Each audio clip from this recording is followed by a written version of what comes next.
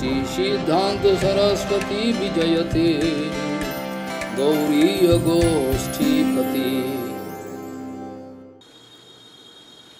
Bande Guru Padadandam Bhakta Binda Samanitam Sri Chaitanya Prabhum Bande Nityananda Sahoditam Sri Nandanandanam Vande Radhika Charanodayam Gopijano Samayuktam Bindavanam Manoharam Vanchakalpataruvasya Kripa Sindhu Bhavacha Patitanang Pavunebhyo Vaishnavebhyo Namo Namaha Mukhaṁ Karoti Vachalang Pangum Langhayatigirim Yat Kipatamahang Vande Paramanandavadavam Vrinda Vai Tulsidev Vai Piya Vai Kesavasya Krishna Bhakti Prade Devi Sattvatvai Namo Namaha Narayana Namaskritta Naram Chaiva Narottamam Deving Saraswati Vyasam Tato Jayo Mudira Sankirtane Krishna Kathopadeshe Gauriya Patrasya Prakasanecha Sadhanurakta Guru Bhakti Yukta Bhakti Pramodaksha Jagod Varuna Dheyam Sada Paribhavagnam Avishtadoham Tirthas Padam Siva Virinchanutam Saranyam Vetatiham Panutopal Bhavadiputam Bande Mahapurusate Charana Ravindham Yat Pada Pallavanakachandamani Chataya Vispurjita Kamapi Vavadu Suadarsi Purnanuragara Sasagara Saramurti Saradhika Mai Kada Kipam Karosi Sri Krishna Chaitanya Prabhu Nityananda Shri Advaita Gadadhara Sivasadi Gaura Bhakta Binda Sri Krishna Chaitanya Prabhu Nityananda Shri Advaita Gadadhara Sivasadi Gaura Bhakta Binda Hare Krishna Krishna Krishna Hare Hare Hare Ram Ram Ram Hare Hare Ajanulambita bhujau kanaka bodhato Sankirtanai kapitaro kamala yataksho Vishambaro dijavaro jugodharma palo Bande jagat priyakaro Karuna Bhataro Hare Krishna Krishna Krishna Hare Hare Hare Ram Ram Ram Hare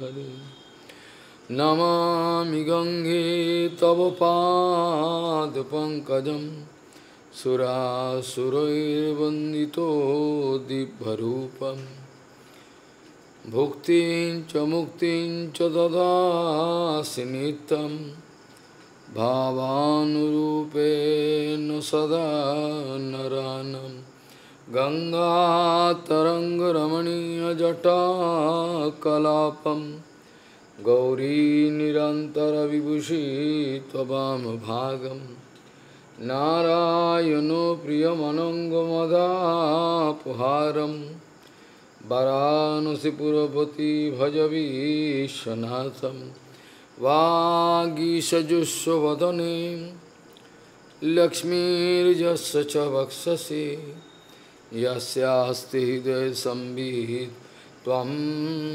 Singamaham Bhaji Hare Krishna Krishna Krishna Hare Hare Hare Ram Ram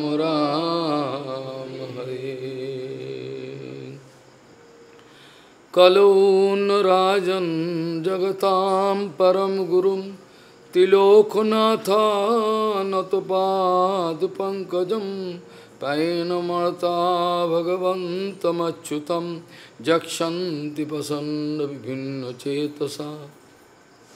Gaudiya गोष्ठीपति श्रीशिल भक्ति सिद्धांत सरस्वती गोस्वामी प्रभुपाद परमहंस जगद्गुरु জানিয়েছেন মায়াদেবীর এতটাই প্রভাব, কোনো প্রেরণা ছাড়াই বদ্ধজীব কোনো প্রেরণা ছাড়াই মায়াদেবীর সেবা করতে ব্যস্ত হয়ে যায় যে কোনোভাবে, কিন্তু কোনো মতেই অদক্ষজ ভগবানের সেবা করতে চায় না।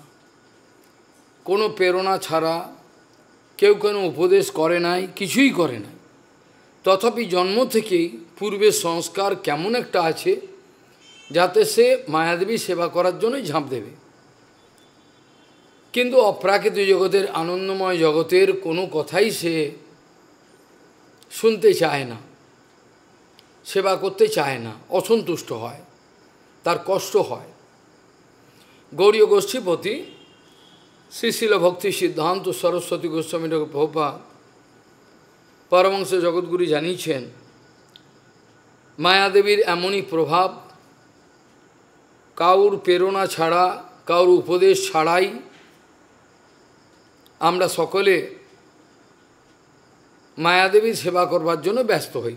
এমনকি একটা অন্ধ লোক, সে কিন্তু চোখে দেখেনি জন্ম থেকে, সেও কিন্তু তার মধ্যে কাম জাগছে, কি করে হয় কে জানে। সংসার তাদের রক্তে রক্তে রয়েছে, প্রতিটা ধমনীতে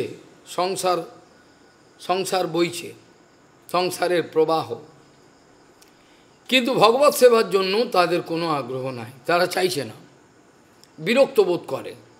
ভগবানের একটা কথাও তাদের কানে গ্রহণ করবার কোনো ইচ্ছে জাগ্রত হয় না। প্রভুপাদ প্রায়ই বলতেন অদক্ষজ বস্তু আর অক্ষজ বস্তু দুটো কথা প্রায়ই প্রভুপাদ ব্যাখ্যা করতেন। পরবর্তীকালে আমাদের সদানন্দ স্বামী আদি বহুত গম্ভীরভাবে ব্যাখ্যা করেছেন। এদিকেও শোনার মতো লোক নাই, এনার একটা কলমের একটা লেখা বোঝবার মতো লোক নাই বর্তমানে, বড় আশ্চর্য। প্রভুপাদ বলতেন অক্ষজ এবং অদক্ষজ দুটি বস্তু। অদক্ষজ বস্তু সেটা ইন্দ্রিয়র দ্বারা, বিচার বুদ্ধি মনের বিবেচনার দ্বারা, কোনো কিছুর দ্বারা জানা যায় না। অথচ এটা এত বড় সত্য, এত বড় একটা সত্য, ঋতম যেটাকে বলে বেদে, যে এটা ছাড়া কিছুই হতে পারে না, এটা ছাড়া কিছুই হতে পারে না, কিন্তু এটাকেই বাদ দিয়ে দেব। এত বড় সত্য কথাটা, সেটাকে কেউ জানবে না, আমাদের দরকার নেই। কিন্তু অক্ষজ বস্তুর দিকে সবার নজর, যেটা ইন্দ্রিয়র দ্বারা মাপা যায়, মনের দ্বারা বোঝা যায়, বেশ মজা লোটা যায় ইন্দ্রিয়ের মাধ্যমে, জড় মনের মাধ্যমে এই মজা নেওয়া যায়। এই যে কি ভীষণ এই কাম, এই মায়া, এটা যারা বাচাল তারা বুঝবেন না, যারা বাচালতা করবার জন্য ভজনে এসছেন তারা বুঝবেন না, যারা বিরাট ধাক্কা খেয়ে জীবনের মোড় ঘোরাবার জন্য এসছেন, অনেক ধাক্কা খেয়েছেন চারিদিক থেকে, যেটাই করতে যাচ্ছেন দেখবেন বিপরীত।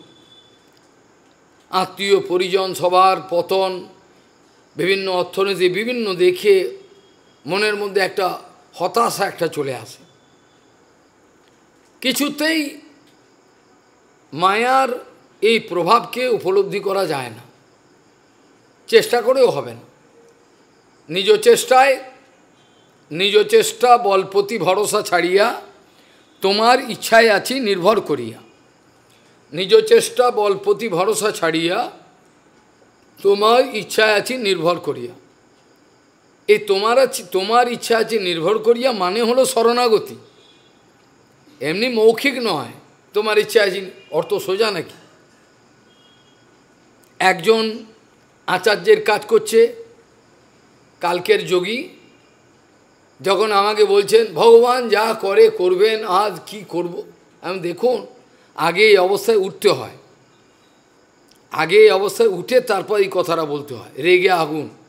খালি এটা বলেছি, কোনো যাতা গালাগাল না, কিচ্ছু না। আর কি হবে, যা হবে ভগবান যা করবেন, হ্যাঁ এটা মুখে বলা যায়, কাজে এটা বলা যায়। শরণাগতির এটা হচ্ছে কথা, এটা তো নাই, এটা তো নাই নিজের জীবনে, তাই এটা বলে তো এটা তো নাটক হয়ে গেল, এটা তো হবে না। যার জন্য অক্ষজ বস্তুর ধ্যানে লোকে ব্যস্ত। কেউ একটা লোক এখানে বলতে পারবে না আমি বিষয়ের ধ্যান করি না, কেউ বলতে পারবে না ভাগবত ছুঁয়ে যে আমি বিষয়ের ধ্যান করি না। বিষয়ের ধ্যান করতেই হবে, তাদের বিষয়ের ধ্যানে বাইরে যেতে পারবে না। এই সামান্য বিষয়টা, এটা কিন্তু সামান্য, এরপরে ভজন জীবনের কথা আসে, কিন্তু এই সামান্য বিষয়টা করে পারবে না। বিষয়ের বাইরে ওই আত্মীয় পরিজন, তাদের বিভিন্ন পরিস্থিতি, এগুলো আমাকে পীড়া দেয়, আমি উত্তেজনায় ভুগি ভেতরে, আমার ভেতরে উত্তেজনা আসে, আমার চিন্তা আসে, তাহলেই আমার শরীর খারাপ হয়ে যাবে। যখন মানুষের মনের মধ্যে কোনো বিষয় চিন্তা থাকে না, সর্বদাই গুরু বৈষ্ণব ভগবানের সঙ্গে, বৈষ্ণব সঙ্গে তো মন আনন্দিত অনিক্ষণ সদা হয় কৃষ্ণ পরসঙ্গ, এটা তো হলে পরে ভালো, এটা না হলে পরে তো আর কোনো রাস্তা থাকে না। তখন তো ওপরে উঠছি কে নিচে যাচ্ছি, সে কে হিসাব করবে? আমি তো নিজেই নিজের মালিক, আমি তো কারোর কথা শুনবো না। অক্ষজ বস্তুর ধ্যান ধারণায় সবাই ব্যস্ত, এর বাইরে কেউ যেতে পারে না, যেতে চাইছে না। আর অক্ষজ বস্তুর ব্যাখ্যা জীব গোস্বামীপাদ জানিয়েছেন, অধকৃত অক্ষজ জ্ঞানম তথা ইন্দ্রিয়জ জ্ঞানম যেন ইতি অধক্ষজ। অধক্ষজ বস্তু মানে হল ইন্দ্রিয়র মনের চেষ্টাকে আমি তাকে জানবার জন্য চেষ্টা করলে একটা লাথি খেয়ে মায়াদেবীর পেছনে পড়ে যাব। অধকৃত অক্ষজ জ্ঞানম তথা ইন্দ্রিয়জ জ্ঞান, যাকে জানবার জন্য অক্ষজ জ্ঞান, নাশবান জ্ঞান, ইন্দ্রিয় জ্ঞান, মায়ার জ্ঞান, এটা কাজে লাগে না, বরঞ্চ চেষ্টা করলে যত বাচ নিবর্তন্তে অপ্রাপ্য মনসা, এক লাথি খেয়ে চলে আসবে, পততির অধর অধ, নিজে পড়ে যাবে। কিছুতেই এ বিষয়টা জানবার কোনো, এটাকে বলে অধক্ষজ বস্তু, যিনি নিজের স্বমহিমায় সরাট ভূমিকায়, নিজের স্বমহিমায় সরাট ভূমিকায় যিনি বিরাজমান আছেন, তাকে বলা হয় অধক্ষজ বস্তু। এইটাকে আমাদের কোনো কিছুর দ্বারা জানা যায় না, আর এটাকে জানতেই হবে, কিন্তু সেটাকে জানা সম্ভব নয়। জানাকে সম্ভব নয় বলে আমরা চেষ্টা ছেড়ে দেবো, এটাও নয়। কেন মহাজন জেনুগত সম্বন্ধে আমাদের দেখিয়েছেন, তারা প্রাপ্ত হয়েছেন। মহাভারতে একটা কথা আছে, বলছেন তীর নাম তরেত, যিনি পার হয়ে গেছেন তিনি অপরকে পার করতে পারবেন। আর যারা নিত্যসিদ্ধ, ওদের তো আর কোনো কথাই নেই, ওরা তো সবসময় ভগবানের সঙ্গে রয়েছে। তীর নাম তরেত, যিনি পার হয়ে গেছেন তিনি অপরকে পার করতে পারবেন। ওপারে গিয়ে ডাকছেন, চলে আসো, আমি আছি, গুরুবর্গ আমাদের ডাকছেন, চলে আসো। কঠিন, ঠিক আছে, কঠিন হোক না, চলে আসো শরণাগতি। এইভাবে যে যিনি পার হয়ে গেছেন তিনি পার করবার জন্য সাহায্য করতে পারেন। যিনি সাঁতার জানেন না, যিনি পার করতে পারেন না, নিজেই পার হতে পারেন না, তিনি অপরকে পার করতে পারবেন না, এটা কোনোদিন হতে পারে না। আমরা বাস্তবিক পক্ষে গুরু বৈষ্ণব ভগবানের চরণ চাই কি না? আমরা সত্যিই কি গুরু বৈষ্ণব ভগবানের চরণ চাই, না হুজুকো পড়ে চলে এলাম, না কোনো কষ্টতে সমাধান হচ্ছে না চলে এলাম? কি কারণে এলাম? আমরা যে এলাম ভজনে কি জন্য? কোনো হুজুকে পড়ে এলাম কি? এটা বিচার করা দরকার, এটা বিচার হওয়া আগে দরকার।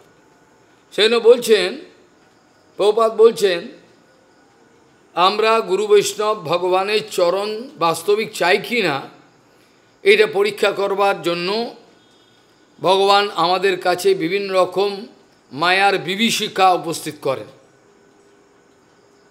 বিভিন্ন বিভীষিকা আমাদের, এই বিভীষিকাগুলো দেখে ভজনে যারাই আসে তাদের কিন্তু পরীক্ষা হবে। পরীক্ষা ছাড়া কিন্তু ভজনে থাকতে পারে না।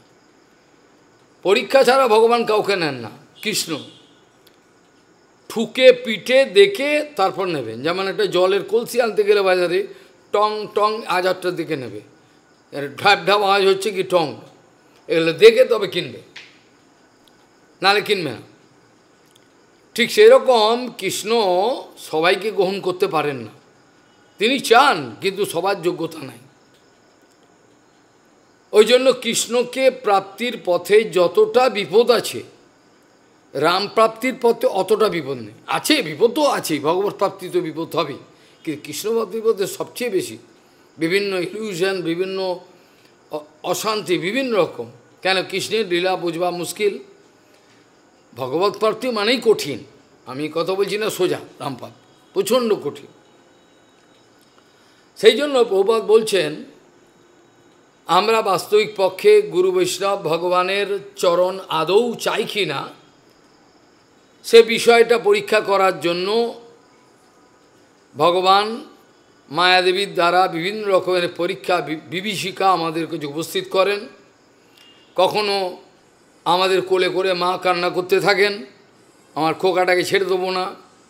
কখনো বাবা বা আত্মীয় পরিজন কাঁদতে থাকেন কোনো কিছু, বিভিন্ন রকম বিভীষিকা। গুরু সেবা করতে গিয়ে বিভিন্ন অশান্তি, এইসব অশান্তি তো আমার বাড়িতে অশান্তি ছিল, বাড়িতে অশান্তি ছিল না কেউ কেউ বলতে পারবে না, কিন্তু গুরু সেবা অশান্তি কেউ সহ্য করবে না। বাড়ি সেবা অশান্তি সহ্য করবে, বাড়িতে আত্মীয় পরিজন অশান্তি সেটা সহ্য করা যায়, গুরু সেবা অশান্তি সহ্য করা যায় না। সবাইকে সহনশীলতা বৃদ্ধি করায় গুরু সেবা কী করে। এই জন্য ভক্তিবিলাস তীর্থ গোস্বামী বলতেন, যাদের বুকে পাটা আছে তারা যেন গুরু সেবায় আসেন, কেন তাদেরকে জ্বলন্ত আগুনে ঝাঁপ দেওয়ার পরীক্ষা করে দিতে হয়। গুরু সেবা করলেই আক্রমণ করবে লোকে, গুরু সেবা করলেই তো আক্রমণ করবে। লঘু সেবা করলে তো আক্রমণ করবে কি? লঘু সেবা করলে আক্রমণ করবে না তো, গুরু সেবা করলেই আক্রমণ করবে। বিভিন্ন ভুল বোঝাবুঝি, অকারণে অশান্তি, বিভিন্ন মনে সংশয় সন্দেহ, অপরের নামে এই বোধহয় এই করছে, এই বোধহয় এই করছে, বিভিন্ন রকম এগুলো সমস্ত আমাদের মনে অশান্তি জাগে। কিন্তু নিজের দোষগুলো আমরা দেখতে পাই না, যার জন্য আমরা আমাদের চোখটা বাইরের দিকে খালি ঘোরে। যদি নিজের দোষগুলো দেখতে পেতাম তাহলে সমাধানটা তাড়াতাড়ি হতো, তা নাহলে হয় না। বিভিন্ন রকমভাবে ভগবান আমাদের কাছে পরীক্ষা পাঠিয়ে দেন, যে পরীক্ষায় পাস করতে পারলে, যেমন আমাদের জড়জগতের স্কুল কলেজে পরীক্ষায় পাস করতে পারলে, চাকরির পরীক্ষায় পাস করতে পারলে তবে আমরা জয়যুক্ত হই, ওই জড় জয়যুক্ত হই। ঠিক সেরকম ভগবানের বিভিন্ন পরীক্ষা, মায়াদেবীর প্রেরিত বিভিন্ন পরীক্ষা আমাদের কাছে আসবেই। গুরু সেবার পথ যেন কেউ মনে না করেন যে নরম কিছু ফুল বেছানো আছে, কুসুম সজ্জা যেমন হয়, আমরা মনে করি গুরুসেবা মানে কুসুম সজ্জা, ফুল বেছানো আছে উপর দিয়ে যাব, কিন্তু গুরুসেবা তা নয়। এগুলো আমাদের অনেক আর্টিকেল বেরিয়েছে, আবার বেরোচ্ছে। আমাদের সবারই ধারণা গুরুসেবা মানে হচ্ছে আমরা ফুল বেছানো আছে তার উপর দিয়ে আমরা যাব, কিন্তু তা নয়। গুরুসেবা মানে হলো প্রতি পদে পদে আমাদের কাঁটা বুঝবে, প্রতি পদে পদে আমাদের কাঁটা আসবে, তবে আমরা গুরুদেবের কৃপা পেয়ে জয়যুক্ত হব। কিছু জোর করে কিছু কাজ করে দিলাম, ওটা সেবা নয়। সেবা মানে অন্তঃকরণ বুঝে যে সেবাতে গুরুপাদ পদ্ম সন্তুষ্ট হন সেটাকে সেবা বলে। আমার ইচ্ছা মতো কিছু করে দিলাম তো হয়ে গেল, এটাকে সেবা বলে না। অন্তঃকরণ বুঝে এই সেবাটা করা হচ্ছে, সেবাকে বলে। তবে একটা কথা গ্যারেন্টি দেওয়া যায়, একমাত্র সদ্গুরু সেবার দ্বারাই কিন্তু আপনি সংসার বন্ধন কাটতে পারবেন। আর কোনো রাস্তা নেই। যদি মনে হয় অন্য রাস্তা করব, বাড়িতে গিয়ে আরামে থাকবো, কিছু ব্যাংকে টাকা রেখে দেবো, আর শান্তি অশান্তি কিছু নেই। যারা প্রতিপদে পদে চিন্তা করছেন আমি অশান্তিতে যাব না, তারা নিশ্চিত পরিমাণে হরিভজন করবেন না। যারা প্রতিপদে অশান্তি ভোগ করে, শান্তি বলে কিছু নেই, যেটা গীতাতে বলছে শান্তির অশান্তস্য কুত সুখম। অশান্ত ব্যক্তি, যাদের মনে বিষয়গত পরিবারের বিভিন্ন লোকের দুর্গতি এইসব চিন্তা খালি চলছে, অশান্তি, সে তো শান্তির অশান্তস্য কুত সুখম। অশান্ত ব্যক্তি শান্তি কোত্থেকে আসবে? শান্তি তো একমাত্র গুরু সেবাতে আছে, যেটা আমরা অনুভব করেছি। গুরু সেবাতেই যে শান্তি, এটা প্রত্যক্ষ অনুভব করে তবে নাকে সর্ষে তেল দিয়ে রয়েছে, যা করবি কর। গুরুকে, গুরু সেবায় কী হয়, গুরুদেবের স্নেহ এগুলো পেয়ে তবেই বুকে তেল মাখা, নাহলে আমারও আপনাদের মতো ভয় হবে। বিষয় ছাড়া যায় না। আমি কোনো দিন এত বড় কথা বলবো না, বিষয় ছাড়া যাবে, বিষয়কে ছাড়া যাবে না। বিষয়কে ছাড়া সম্ভব নয়, কেবল বিষয়কে একটু মোড় দিতে হবে। সেদিনকে বলছিলাম না, বিষয়কে একটু মোড় দিতে হবে, বিষয় ছাড়া যাবে না। যারা বিষয় ছাড়বার জন্য যত লড়াই করবে, যারা বিষয় ছাড়বার জন্য যত লড়াই করেছে, তারা তত বেশিবারে পতন হয়েছে, পারেনি। বিষয়ের সঙ্গে যত সংগ্রাম করবে, তত তাদের বেশি ক্লান্ত হয়ে যাবে, ক্ষতিগ্রস্ত হবে। গুরু সেবকের এনার্জি, তার মনোভাব, তার প্রত্যেকটা পদক্ষেপ দেখলে বোঝা যায় ইনি গুরু সেবা করেন, তার কোনো অভিযোগ থাকে না। বাস্তবিক প্রভুপাদ বলছেন, যিনি বাস্তবিক গুরু সেবক, তার কোনো অভিযোগ থাকে না। অভিযোগ আছে মানে সে গুরু সেবক হতে পারেনি এখন। যেটা পরম বিবাদ ভক্তিযুক্ত মাধব গোস্বামী হয়গ্রীব ব্রহ্মচারী আসামে যখন সর্বগে মঠ প্রতিষ্ঠার জন্য আগে থেকে কিছু ব্রহ্মচারী সন্ন্যাসীকে প্রভুপাদ পাঠিয়ে দিয়েছিলেন। গিয়ে দেখেন তারা তাদের কর্তব্যকর্ম করে নাই, সেবা করে নাই। তখন বেশ কিছু গুরু ভাই হয়গ্রীব ব্রহ্মচারীকে বলছে, প্রভুপাদকে একটু গিয়ে বলুন। না, আপনারা বলুন, আপনারা একটু দয়া করে বাঞ্ছা করুন, আপনারাও দয়া করে বলুন। দেখুন, আমরা বলতে পারবো না, আপনাকে অত্যন্ত স্নেহ করেন, একটু গিয়ে দয়া করে বলুন, তা নাহলে আমাদের বিপর্যয় হবে। দুদিন পরেই তো আমাদের মহোৎসব। ভয়ে ভয়ে প্রভুপাদের কাছে গিয়ে কথা বলার কারণে এখন তো আমরা গুরুদেবের সঙ্গে তর্ক করি, গুরুদেবের সঙ্গে তর্ক ব্যাগ দৌড়ে। আর তখনকার দিনে আমাদের মাধব গোস্বামী মহারাজ মাথা নিচু করে কুঞ্জদার কাছে দণ্ডবোধ করে বলছেন, আপনার কাছে যদি কোনো কাপড় থাকে এক্সট্রা তাহলে দিতে পারেন। কাপড়টা ছিঁড়ে গেছে, নিচু গলায় শান্তভাব, কাপড় দিন, আমার ছিঁড়ে গেছে দেখেন না, এরকম নয়। গিয়ে বলছেন, হ্যাঁ বলছেন, দেখ কাপড়টায় কী করতাম, সাগরমা, আমরা তো আর অত ছোটো বয়সে আসিনি, সাগরমা ছোটো বয়সে এসেছেন। সাগরমা বলতেন, আমরা প্রত্যক্ষ দেখা মাধব গোস্বামী মাঝে আজান উলম্বিত পুজো, লম্বা বিশাল, তো একটা কাপড় যদি এতদিন পরে তো ফেঁসে যাবে না, একে তো ভারী ছড়ি, ফেঁসে গেলে কি করতেন, ওই কাপড়টাকে তিনি ঘুরিয়ে ওই যেটা ফাঁসা জায়গা ওটা খোঁচার জায়গায় দিয়ে ঘুরিয়ে পড়তেন।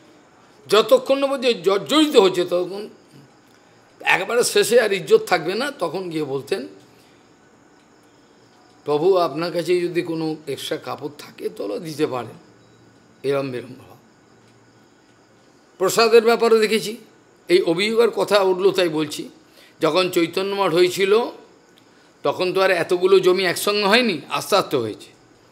তখন নরহরি প্রভু আদি এরা সব ভগবানের ভোগে যতটুকু উঠেছে প্রভুপাদকে একটু দেওয়া হয়েছে আলাদা, ওই ভোগের ওটা ওরা মেখে, আর অন্ন নাই, চাল নাই, ওরা ওটাকে মেখে সব দিয়ে মাদুকুড়ি একে অপর একটু একটু করে নিচ্ছেন এরকম হাতে। প্রভুপাদ সেই সময় লাইব্রেরি থেকে নামছেন, দেখে অবাক হয়েছে, কী ব্যাপার আপনারা? বলে আমরা অভ্যাস করছি, আমাদের তো ভোগের চরিত্র, আমরা অভ্যাস করছি, এরকম কথা বলছে। চিন্তা করে যারা করেছেন তারা বলেছেন আমাকে, আমি কোনো গল্প কথা বলতে বসি না। প্রভুপাদ বুঝতে পেরে গেছেন, প্রভুপাদের চোখে জলে চাল নাই, ফুরিয়ে গেছে, বলতে পারেন না। একজন ব্রহ্মচারী, আরে একজন বরুণকে ছেড়ে দিলাম, আমরা যে সামান্য একটা তুচ্ছ ব্যক্তি, আমাদের জীবনও তো এরম হয়েছে, দেখেছেন, পাঠিয়েছেন এক জায়গায়, এসে দেখি প্রসাদ নেই, কিছু নেই, খালি এতটুকু হয়তো সাধারণ পড়ে রয়েছে, কিছুই নেই, কোনো চেঁচামেচি কিছু নয়। গুরুদেবের চরণের যে আনন্দটা পেয়েছি, ওতে খাওয়া দাওয়া কোন কাজে লাগে? গুরুদেব কি আমাদের প্রোটিন ভিটামিনের ব্যবস্থা করেছিলেন? ওইটুকু নুন, একটু নুন দিয়ে ওটাকে মেখে, দুদিন ট্রেন জার্নি করে, ফালতু ট্রেনে, তুফান, তাও জেনারেলে মারামারি করে এসে এখানে আবার মায়াপুরে পৌঁছে চান করে খাওয়ানে, প্রসাদ নাই, সামান্য একটু পড়ে রয়েছে। অভিযোগ বলে কিছু থাকবার উচিত নয়। আর যেগুলো গুরু সেবায় কোনো নোংরামো হয়েছে, সেটা আলাদা কথা, সেটা তো নষ্ট হয়ে যাবে না সেবা, সেগুলো তো কিছু বলতেই হবে, ওটা আলাদা কথা, ব্যক্তিগত কোনো ব্যাপারে অভিযোগ। প্রভুপাদের সময় এক ব্রহ্মচারী, আমি নিজেও দেখা, শ্রী চৈতন্য গৌড়ীমঠে মাধব গোস্বামী মহারাজের মঠে, আমি একটা দুটো উদাহরণ বলবো। পরম পূজ্য মাধব গোস্বামী মহারাজের মঠে ওই গৃহস্থ ব্যক্তি, তিনি পূর্বে ব্রহ্মচারী ছিলেন, এখন গৃহস্থ হয়ে গেছেন, বাইরে থাকেন কোনো জায়গায় বাড়ি করে, তিনি কোনো একটা মঠের কাজে এসছেন, শ্রী চৈতন্য গৌড়ী মঠের কোনো কাজ করে দেবেন, মহারাজ পাঠিয়েছেন। ও ওখানে সেবা করতে গিয়ে মথুরায় একটু দেরি হয়েছে, এসে দেখেন প্রসাদ নেই, মানে প্রসাদ তো আর ফেলে দেয়নি, ভক্তরা পেয়েছে, তার চিৎকারগুলো আমি দেখেছি নিজে, অত কিন্তু বয়স্ক, পরম পূজ্য সমন গোস্বামী মহারাজ আসে, কি জাতা ভাষা বলতে চিৎকার করতে আরম্ভ, তার জন্য অন্য ব্যবস্থা করলো মহারাজ, প্রসাদটা তো ফেলে দেয়নি, কোনো বৈষ্ণব পেয়েছে বা যে কেউ একটা পেয়েছে, কোনো প্রাণীর তার ওই প্রসাদটা দিয়ে তৃপ্তি হয়েছে, তো একটা প্রাণী জীবন, যেমন রন্তিদেবের জীবনে, রন্তিদেবের যে সহনশীলতা, এর যদি এক বিন্দু আমরা পাই, আমি সবাইকে অনুরোধ করি, কিন্তু কেউই হরিকথাগুলো গ্রহণ করে না, আমি নিশ্চিত, হরিকথাগুলো অন্তর থেকে গ্রহণ করে, এমনি শোনে, বসলেও শুনলো, কিন্তু অন্তর থেকে গ্রহণ করার যে গ্রহণ করেন, তার লক্ষণটা আলাদা হয়ে যায়, কেউ গ্রহণ করতে চান না।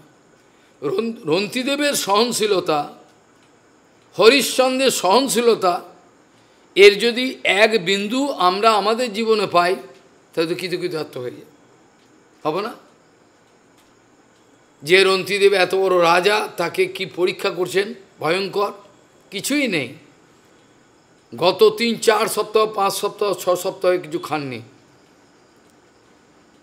শেষে যখন ভগবত ইচ্ছায় এক থালা কিছু প্রসাদ এলো, সঙ্গে মানে ছাতু, একটু রুটি, একটু জল, কিছু সবজি, কিছু এসছে, তখন তিনি তার আত্মীয় পরিজন, তার যে স্ত্রী বা বাচ্চা, তাদের নিয়ে প্রসাদটা পাবেন। এই সময় একজন এলো, রাজ আমি প্রচণ্ড ক্ষুধার্ত, আমাকে একটু ভিক্ষা দিন, তাকে পরিতৃপ্ত করে খাইয়ে দিলেন, দেওয়ার পরে কিছু ছাতু রইল, একটু জল রইল, একটু গুড় রইল, চলে যাওয়ার পর যখন তিনি এটাই পেতে বসবেন, তখনও বাধা পড়ল, শেষে ঘটিতে কিছু জল ছিল, আচ্ছা এই জলটাই পাই, তারপরও এমন একটা পরীক্ষা এলো, জলটাও পেতে পারলেন না, তখন তিনি হাত জোড় করে ওপর দিকে দেখাচ্ছেন, ভগবানকে বলছেন, এইভাবে যেন প্রত্যেক প্রাণীর ভেতরে, রন্তিদেব বলছেন, এইভাবেই যেন প্রত্যেক প্রাণীর ভেতরে যে আপনি বিরাজমান, আপনার এই সেবা যেন আমি এইভাবে করতে পারি, প্রত্যেক জীবের কষ্টগুলো যেন আমি নিজে মাথা পেতে নিতে পারি, অপর কোনো জীবের যেন কষ্ট না হয়, যেটা মহাপ্রভুর বাসুদেব দত্ত বলেছিলেন, প্রভু এক প্রার্থনা আছে আমার কাছে, কি প্রার্থনা? যত বদ্ধ জীব আছে সবাইকে আপনি উদ্ধার করে দিন, তাদের যত পাপ, তাদের যত কষ্ট আছে, তাদের যত কিছু দুর্ভোগ আছে, কর্মফল, সব আমাকে দিয়ে দিন, সব আমাকে দয়া করে দিন, এই কথা বলছেন। মহাপ্রভু তখন অত্যন্ত গদগদ হয়ে গেছেন, গিয়ে বলছেন, তোমার পক্ষে এটাই স্বাভাবিক, তোমার এইটি স্বাভাবিক, তোমার যে ভেতরে দয়া আছে, কিন্তু তোমাকে এই অনন্ত জীবের বলছে আমি অনন্তকাল আমি নরক ভোগ করব, কষ্ট ভোগ করব, কিন্তু এই জীবগুলোকে আপনি উদ্ধার করে দিন। মহাপ্রভু গদগদ হয়ে বলছেন, ভগবান কি অসমর্থ? ভগবান কি দুর্বল? ভগবান কি দুর্বল? ভগবান, তোমার ইচ্ছা হয়েছে এই জীবগুলো উদ্ধার পাক, তোমার ইচ্ছা হয়েছে এই জীবগুলো উদ্ধার পাক, তো উদ্ধার হয়ে গেছে। তোমার যখন ইচ্ছা হলো, একটা বৈষ্ণবের যখন ইচ্ছা হয় তোকে বাঁচাবো, তোকে নরক থেকে টেনে নিয়ে চলে আসবে। পরমেশ্বর শ্রীধর গোস্বামী বলছেন যদি এই জন্মে না পারে, শ্রীধর গোস্বামী বলেছেন যদি অনেক চেষ্টা করলাম কিছুতে হাসপোসকে বেশি বেরিয়ে গেল, শ্রীধর গোস্বামী বলছে আমার প্রতি যদি একটু ভালোবাসা থাকে, নিজের কথা বলছেন না, গুরুদেবের সদ্গুরুর কথা বলছেন, তাহলে যে কোনো জন্মে পরের জন্মকে তুলে টেনে, সদ্গুরুর মহিমা কল্পনা করতে পারবি না। একবার যখন তোর সঙ্গে সদ্গুরুর যোগাযোগ হয়ে গেল, প্রীতি হয়ে গেল, একটু সামান্য হলেও তো হয়েছে, ব্যাস এই আটকে দিল, এবার আর পড়তে দেবে না। এই জন্ম না হোক পরের জন্মে, তাও মানছে না, তারপরের জন্ম ও টেনে তুলবেই তুলবে, শ্রীধর গোস্বামী তুলবেই, ওকে ছেড়ে দেবে না, ওকে ছেড়ে দেবে না। মহাপ্রভু গদগদ হয়ে বলছেন বাসুদেব দত্তকে যে তোমারই বা সমস্ত জীবের অনন্তকালের পাপগুলো নিতে হবে কেন? কৃষ্ণ কি অসমর্থ? কৃষ্ণ কি দুর্বল? তোমাকে নিরন্তর দরকার নেই, তোমার ইচ্ছা হয়েছে তাতেই হয়ে গেছে। আরে বাবা, মহাপ্রভু বলছেন একটা ডুমুর গাছ দেখেছো? ডুমুর গাছ, এখন ডুমুর কেউ খায় না, পা দিয়ে চটকে চলে যায়। আমাদের পরম পূজ্যপাদ আমাদের প্রভুপাদও পেতেন, আমাদের ভক্তিবিদ মাধব গোস্বামী ডুমুরের সবজি এখন সব ফেলে দেয়। ডুমুর জোগাড় করে আনতে পারি, খুব ভালো, কিডনি পক্ষে এত, যেগুলো তোমরা ঘৃণা করো না ফেলে দাও, এগুলো আমার খাদ্য, কিন্তু আমাকে দেয় না। যেগুলো তোমরা লাথি মেরে ফেলে দেবে, ওইগুলো আমি খাবো, আমাকে দাও, আমি জানি ওতে কী আছে, আমি জানি। একটা বিধান রায়ের আমলের একটা বুড়ো ডাক্তার ছিল, তার 90 বছর ওপর হয়ে গেছে, বাগবাজার স্ট্রিটে সামবাজার থেকে আসার, ও বুড়ো হচ্ছে, একবারে বুড়ো, আস্তে আস্তে যেত। তা আমাদের এই নাড়ি দেখে বলে দিত কী খেয়েছিস কালকে, সব বলে দিত, বুড়ো একদম। আমাকে বলতো আমি কি খাই জানিস? ও কী খা? বলছে বাসি রুটিগুলো স্বর্গের, ও ভাষাটা এরকম, স্বর্গের হাওয়া খাওয়ায় 3 দিন, স্বর্গের না, ওর ভাষা এরকম, রুটিগুলোকে জানলায় রেখে দেয়, স্বর্গের হাওয়া লাগে, রেখে ওতে ফাঙ্গাল ইনফেকশন হয়, ফাঙ্গাল। ওইটা ওতে কী আছে জানিস? ওতে কি জানিস? তোরা ভালো মন্দ খাস, ওতে কী আছে জানিস? এরমভাবে বলতো,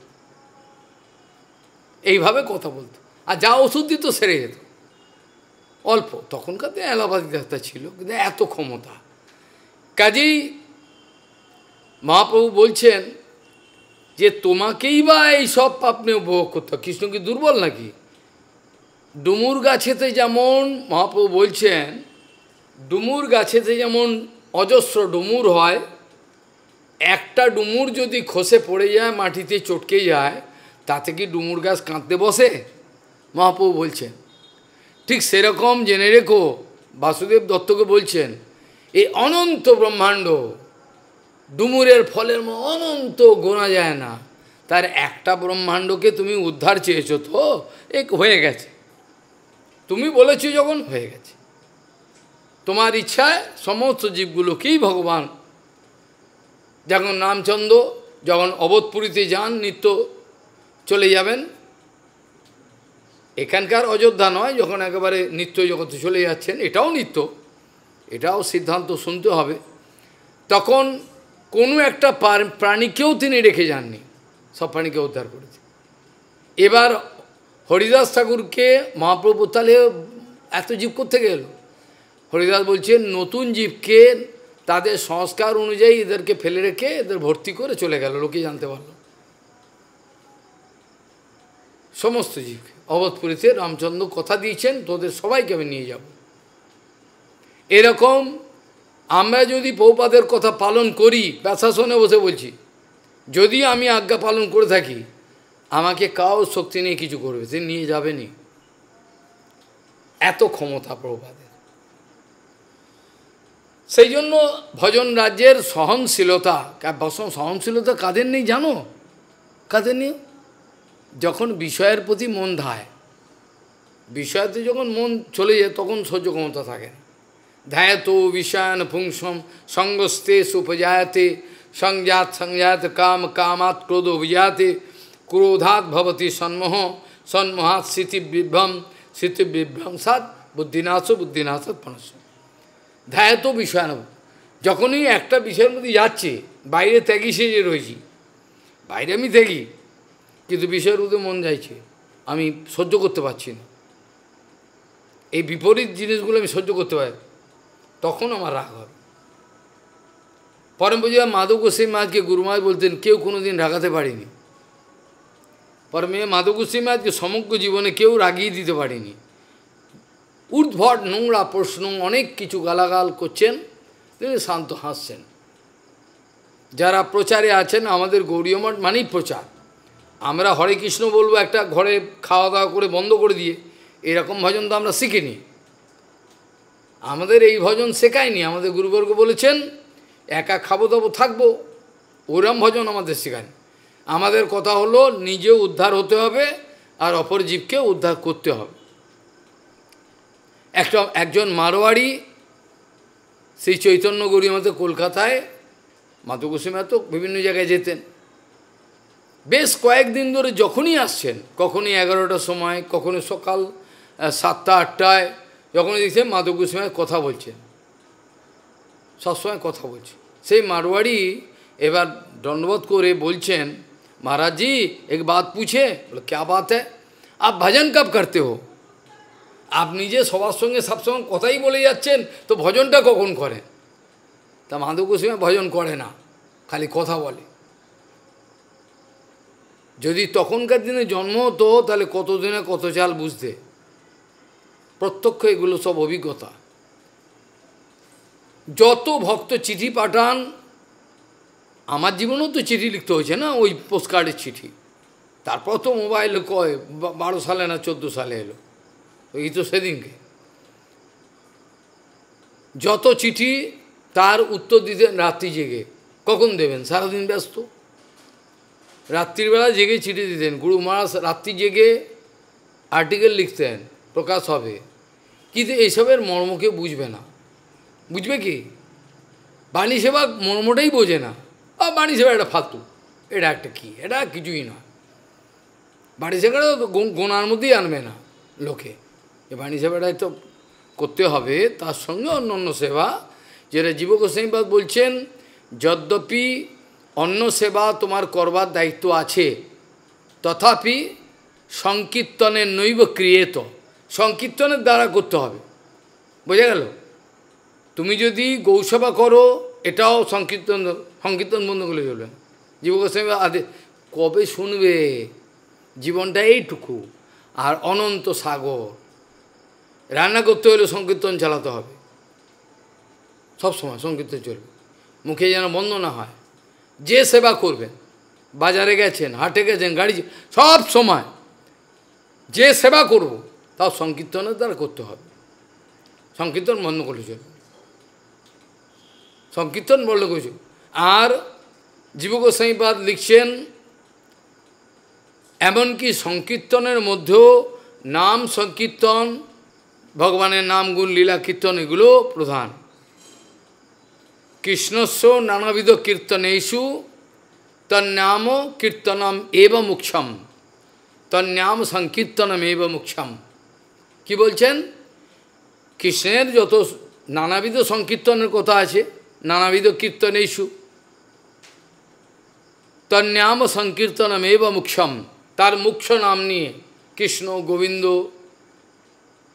এইগুলো আমার দিনের মধ্যে চিৎকার করে করতে হবে, মায়াবাদীর মতো না। কৃষ্ণ কৃষ্ণ এটাও নয়। কীর্তনের সময় আমাকে স্পষ্টভাবে উচ্চারণ করে করতে হবে। প্রত্যেকটা ডাকার সঙ্গে যেন ভগবান যেন বুঝতে পারে আমাকে কেউ ডাকছে। আমাদের নামটা হেলায় ফেলা করলে হবে না, তাহলে কোটি জন্ম কেটে যাবে। নাম করার সঙ্গে সঙ্গে যেন ভগবানকে ধাক্কা দিতে হবে। নক করে যেমন, মা দরজা খোলো, ওইরকম ধরনের। ঠিক সেরকমভাবে নক করতে হবে ভগবানের দরজায়, ধাক্কা দিতে, খোলো দরজা, আমি দেখব তোমাকে, তোমার সেবা করব। যেটা ভাগবতের দশম স্কন্ধের 87 নম্বর অধ্যায়েতে যে বেদস্তুতি আছে, সেখানে তো একই কথা বলছে। জয় জয় জয়হি অজাম মায়ারূপী অজা, ছাগলটাকে সরিয়ে দিন, কেটে ফেলুন, আমরা দেখতে পাচ্ছি না আপনাকে, আমরা পর্দা পড়ে রয়েছে, মায়ার পর্দা চোখে ঠুলিয়েতে রয়েছে, দেখতে পাচ্ছি না ভগবান, পর্দা রয়েছে, ভগবান কিন্তু আছে। প্রপাত বলছেন ভগবান আমাদের প্রতিপদে দেখছেন। প্রপাত বলছেন উপদেশামৃত আছে, আমরা কীরকম ধরনের সেবা করতে চাই, কতটা সহনশীলতা আমাদের আছে। সহনশীলতা মানে অনেক কিছু, তার ব্যাখ্যা করতে গেলেও মাসের পর মাস লাগবে। প্রত্যেক ব্যক্তিকে, প্রত্যেক বস্তু, প্রত্যেক পরিস্থিতি, সব কিছুকে সহনশীলতা, ধৈর্য ধরে এটাকে অ্যানালিটিক্যালি বোঝা। যাদের ধৈর্য নেই সঙ্গে সঙ্গে খেপে যাবে, ধৈর্যটা বিশাল দরকার। প্রপাত বলতেন আমাদের কতটা পরিমাণে ধৈর্য আছে, সহ্য আছে, কতটা পরিমাণে আমাদের উৎসাহ আছে ভগবত সেবায়, এটা দেখবার জন্য আমরা সেবা করছি। ভগবান কিছু লুকিয়ে দেখছেন। ভগবান কিন্তু কোনোদিনই বৃন্দাবন ছেড়ে যান নাই। জীব গোস্বামী ওখানে সিদ্ধান্ত লিখছেন, কিন্তু বাইরের দৃষ্টিতে তিনি অন্তর্ধান করেছেন। এখানে লুকিয়ে দেখছেন আমার প্রতি কে কাঁদছে, কে হাউ হাউ করে কাঁদছে, পাগল হয়ে গেছে, সব দেখছেন। এই কথাটা প্রমাণ দিয়েছিলেন কৃষ্ণ রাধারানীকে। যখন অধৈর্য হয়ে যাও, অসহ্য আর পারছ না, মরে, তখন আমাকে দেখতে পাও না? বলে হ্যাঁ দেখতে পাই। সেটাকে কি মনে করো? এ স্ফূর্তি হয়েছে, এ স্বপ্নে দেখলাম, আসল স্বপ্ন না, আমি আছি। এই জন্য বৃহৎ ভাগবতামৃতে আমাদের সনাতন গোস্বামী এই কথাটা প্রমাণ করেছেন যে বাইরের দৃষ্টিতে দেখলে ভাগবতে কোনো জায়গায় রাধারানীর নাম নাই। বাইরের দৃষ্টিতে ভাগবত, পদ্মপুরাণ কোনো জায়গায় লেখা নাই যে কৃষ্ণ মথুরা থেকে বৃন্দাবনে এসেছিলেন ব্রজবাসীদের বাঁচাবার জন্য, নেই। কিন্তু সনাতন গোস্বামী বলছেন যারা গভীর রহস্য জানতে চায় তারা দেখবি ইঙ্গিত আছে, বিভিন্ন রকম ইঙ্গিতের মাধ্যমে বুঝে নেবে, এটা স্পষ্টভাবে নাই। বাইরের দৃষ্টিতে মনে হচ্ছে কৃষ্ণ মথুরা চলে গেছেন, মথুরা থেকে আর আসেন নাই, সেখান থেকে দ্বারকা গেছেন, দ্বারকা থেকে দেখা হয়েছিল কোথায়? কুরুক্ষেত্রে। কিন্তু তা নয়, বাস্তবিকভাবে তিনি এসেছিলেন। সনাতন গোস্বামী এটা বলছেন। সহনশীলতা অত্যন্ত গুরুত্বপূর্ণ। সহনশীলতা যাদের নাই তারা কোনো মতে এগোনো খুব মুশকিল। প্রচণ্ড ধৈর্য সম্পন্ন হতে হবে, শেষ সময় পর্যন্ত ধৈর্য দরকার। ভগবান আমাদের ধৈর্য সহ্য পরীক্ষা করবার জন্য করেন। কেউ সেবা করছে না, আমি একমাত্র করলাম। প্রভুপাদ বলছেন যে ভাবছেন যে কেউ সেবা করল না, আমিই করলাম একমাত্র, প্রভুপাদ বলছেন তার বিচারটা ভুল। বরঞ্চ তাকে দর্শন করতে হবে, এই যারা আছেন তারা সবাই সেবা করলেন, আমার দ্বারা তো সেবা হলো না, এই বিচারটা করতে হবে। আমি অনেক সেবা করবার পরেও আমি মনে করছি আমি কোনো সেবা করতে পারলাম না। প্রভুপাদ বলছেন এইটা হলো গুরু সেবকের লক্ষণ। এর লক্ষণ এটা যে অনেক সেবা করবার পরেও আমার তৃপ্তি হলো না। সেবাটা এমনই জিনিস, কে সেবা করছে আর কে কর্ম করছে তার ব্যবহার থেকে বোঝা যাবে। বোঝা গেল? এগুলো কিন্তু আমি পুরো অপারেশন করে করে বলছি, প্রভুপাদের যা কথাগুলো। কে সেবা করছে আর কে কর্ম করছে এটা বোঝা যাবে তার ব্যবহারটা দেখে। ব্যবহারে যা সন্তুষ্টি, আনন্দ, তাই সেবা হচ্ছে। আমি যদি সেবা করার পর যদি বিরক্ত হয়ে পারি, আমি যদি বিরক্ত হয়ে যাই, 4বার 5বার কথা যা দূর হ, তাহলে সেটা আমার সেবা হলো না। হলো কি? যত বলবো তত বলবার আগ্রহ বাড়বে। ভগবান প্রেরণা দিচ্ছেন, গুরুদেব প্রভুপাদ প্রেরণা দিচ্ছেন, এটি তো লক্ষণ। আমি কিছু পয়সা ওঠাবার জন্য কথা বললাম, তারপর বন্ধ করে দিলাম, এটা তো কথা না। প্রত্যেক জীবের প্রতি করুণা, যেটা রন্তিদেবের কথা বলেছিলাম, এই কথাটা যদি আজকে কেউ গ্রহণ না করে তার পক্ষে ভজন করা কঠিন। এইটা কিন্তু ভগবান শ্রীকৃষ্ণ উদ্ধবকে বলেছে, প্রত্যেক জীবের মধ্যে আমাকে দর্শন করতে হবে। এটা কিন্তু প্রথম প্রিলিমিনারি। প্রত্যেক জীবের মধ্যে আমাকে দর্শন করতে হবে, আমি আছি। প্রত্যেক জীবের হৃদয়ে আমি আছি মনে করলেই, বুঝতে পারলেই আর কেউ শত্রু থাকবে না, আর কেউ শত্রু নেই। প্রত্যেক জীবের হৃদয়ে আমি বসে রয়েছি, এই কথাটা উপলব্ধি কথা prior need, it's a prior need, প্রারম্ভিক প্রয়োজন। যে সর্বভূতে ভগবানকে দেখতে পাচ্ছে না, খালি আপন পর ভেদবুদ্ধি, তার পক্ষে হওয়া খুব মুশকিল। ভজন কিছু বোকা লোকের জন্য নয়, অত্যন্ত চতুর। যে জন কৃষ্ণ ভজে সে হয় চতুর। তাহলে রন্তিদেব এত সহ্য করার পরেও তিনি বলছেন এই জীবাত্মাগুলোর মঙ্গল হোক প্রভু, এদের তুমি মঙ্গল। হরিদাস ঠাকুর 22 বাজারে, এক বাজারে মারলে তুমি চটকে পড়ে থাকবে, একটা বাজারে তুমি যদি মারে তুমি মরে পড়ে থাকবে, আর বাঁচতে পারবে না। হরিদাস ঠাকুরের 22টা বাজারে পড়ার পরেও বলছেন ভগবান এরা জানে না, এদের বাঁচাও, তুমি রক্ষা করো। আর হরিদাস ঠাকুরের কথাও ছেড়ে দিলাম, জেসাস ক্রাইস্ট কী করেছে ও তো তাই, আমি যখন প্রমাণ করলাম ওরা অবাক হয়ে গেলাম। হ্যাঁ, এটা লক্ষণ, বৈষ্ণবতার লক্ষণ। এটা শেষ মুহূর্তে কষ্ট হচ্ছে আমাদের নরহরি প্রভু। ছোট ছেলে বলো কী স্নেহ, কার কি কষ্ট হচ্ছে, কি হচ্ছে বাবা, কোনো কষ্ট হচ্ছে, নিজে কিছু খাওয়া দাওয়া কিছু নাই, নিজের কিছু নাই। কেশব গোস্বামী বলছেন, বলছে নিজে কখন খাবে, কি খাবে কোনো ঠিক নেই, কখন ঘুমাবে, খালি এদেরকে তুই খেয়েছিস, এদিকে আয়। বাচ্চা ছোট ছোট ছেলে, তার মধ্যে সন্তোষ ছিল, আমাদের বামন গোস্বামী সন্তোষ, ছোট ছেলে, সত্যিই সন্তোষ, সর্বদাই সন্তোষ, সন্তুষ্টি ভাব। এ সন্তোষ নামটা সত্যিই ভালো ছিল। যখনই দেখবে সন্তোষ, কোনো দিন দুঃখ কষ্ট কিছু নাই, সবসময় সন্তোষ।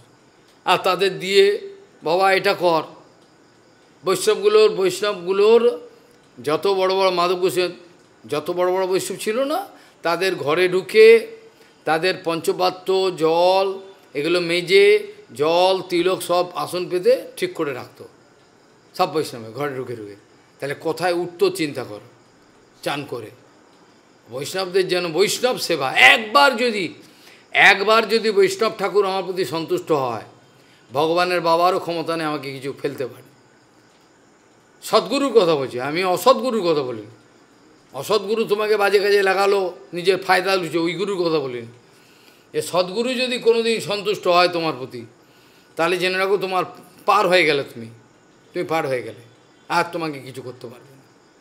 সেই জন্য রন্তিদেবের সহ্য ক্ষমতা, ধৈর্য ক্ষমতা, হরিদাস ঠাকুরের ধৈর্য ক্ষমতা, এগুলো সব বিচার্য। প্রহ্লাদ মহারাজ কি ধৈর্য হারিয়েছিলেন? এত যে অত্যাচার করলো, মারলো, পিটলো, বিষ দিল, পাহাড় থেকে ফেলে দিল, গুহায় ঢুকিয়ে রাখলো, প্রহ্লাদ মহারাজ কি একবারও অশান্তি বোধ করেছিলেন? আমাদের প্রহ্লাদ মহারাজকে ছেড়ে দিলাম, এই যে মহাপুরুষরা রয়েছেন সদানন্দ স্বামী, এ কী অন্যায়টা করেছেন? একে যে ব্রিটিশ পিপল খালি জার্মান বলে, এ জার্মান ন্যাশনালিটি বলে একে ঢুকিয়ে দিয়েছেন ছেলে। জার্মান এবং ইংল্যান্ডের মধ্যে যুদ্ধ, এনার কোনো দোষ নেই, কিছু দোষ খুঁজে পায়নি, কেবল পাসপোর্টে দেখলো এই যে জার্মান ন্যাশনালিটি, ব্যাস একে ধরুন। সেই সব দুঃখের কথাগুলো, সেই কথাগুলো যখন লিখেছেন না, সেগুলো আমাদের যে সামান্য ব্যাপারে হ্যাঁ রেগে যায়। ওদের কষ্টগুলো জানলে বুঝবে যে মানুষকে কাকে বলে সাধু, কাকে সাধু বলে। মাধব গোস্বামী মহারাজের ধৈর্য, যখন ম্যাড্রাস মঠে বছরের পর বছর চেষ্টা করে সে কেউ কৃতকার্য হতে পারলো না, এখনও পর্যন্ত কোনো ভালো জমি একটা কিছু ব্যবস্থা ম্যাড্রাস মঠ করতে প্রভুপাদের আদেশ, হায়দ্রাবাদেও তাই। যখন হলো না, তখন আমাদের শ্রীধর মা আদি সব বলছেন আমরা তো অনেক চেষ্টা করলাম, এখনও পর্যন্ত তো কিছুই হলো না। তখন মাধব গোস্বামী বলছেন এখনও তো আমরা সেরকম চেষ্টা করি নাই। বলে কি? শ্রীধর গোস্বামী বলছে দেখ গুরু ভাই কাকে বলে, গুরু ভাই কাকে বলে? এর নাম হলো গুরু ভাই, খালি হিংসা, মেরে ফেলো। কীরকম ভাষাগুলো শোনো। আমাদের পরম পূজ্যপাদ যাদব গোস্বামী মাধব গোস্বামী, আমাদের শ্রীধর গোস্বামী মহারাজ গৌর পূর্ণিমা পরের দিন একটা বড় ফাংশন করতেন, হরিকথা আদি। তাতে সবচেয়ে শেষে পৌঁছেছেন কে? মাধব গোস্বামী মহারাজ। আসার পরে আমাদের পরম যাদব গোস্বামী মহারাজ বলছেন, কে জ্যেষ্ঠ তো বলছেন, মাধব গোস্বামী মহারাজের সবসময় বাড়াবাড়ি এই যে সব করে এখন আমাদের পরম পূজ্যপাদ শ্রীধর গোস্বামী বলছেন, মহারাজ যেটা আপনার আমার পক্ষে বাড়াবাড়ি, সেটা মাধব গোস্বামী মহারাজের সর্ষে, কিচ্ছু না। একটা হাতি যেমন পিঠে একটা সর্ষে দিয়ে দিলে কি হলো, কি দেখে? এই হলো মাধব গোস্বামী মহারাজ। এইভাবে উত্তর দিলেন, দেখো কীরকম গুরু ভাইকে কিরম, যে মহারাজ আমাদের পক্ষে যেটা অত্যন্ত যন্ত্রণা কষ্টদায়ক, মাধব গোস্বামী মহারাজ সর্ষে, কিচ্ছু না। হাতি, একটা হাতির পিঠে যদি 1 কেজি কিছু দিয়ে কিছু মনে করবে কি আছে রে বাবা পিঠে। এই জন্য বৈষ্ণবের ধৈর্য সহ্য ক্ষমতার হিসাব কিতাব আমরা বুঝতে পারি না, আমরা অনুভব করতে পারি না। এইভাবে দেখা যায় যে মাধব গোস্বামী মহারাজ যখন প্রভুপাদের আবির্ভাব স্থানটা উদ্ধার করবেন, সবাইকে অনুরোধ করেছেন, কিন্তু কার কাছে? মনে গোস্বামী মহারাজ কিছু নেই, কার কাছে গিয়ে সব বিকিয়ে দিত, কিছুই নেই। কিন্তু আশীর্বাদ আছে, ভগবানের আশীর্বাদ আছে, প্রভুপাদের আশীর্বাদ আছে, হয়ে গেল, সবই হয়ে গেল, সে হয়ে গেল।